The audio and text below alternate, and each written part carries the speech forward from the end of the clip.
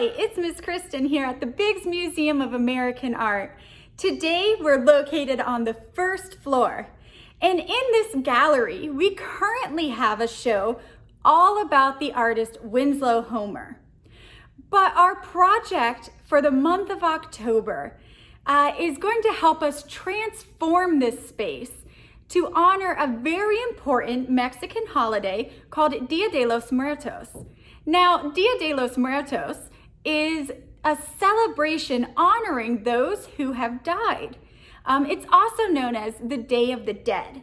And the reason I'm standing in this gallery is because on November 1st, the Biggs Museum of American Art is going to celebrate Dia de los Muertos by transforming this space into an area that has an ofrenda.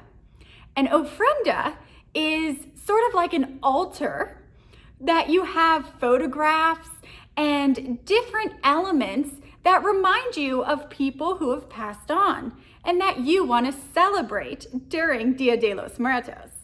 So this whole space is going to be transformed in honor and in celebration of this event.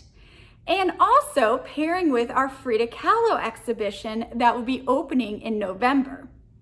Your activity for Biggs Kids is going to be helping us create marigolds to decorate and transform this space. Now, you may be wondering, why marigolds and what do they look like? So marigolds are orange flowers, and we are going to be creating them out of tissue paper and decorating our space using some of these marigolds. Now, to make this, you are going to fold sort of like a fan if you're making a paper fan, and you're going to tie it and then poof back out your flowers. For Biggs Kids, we're going to have one of our education staff members here help walk you through the steps.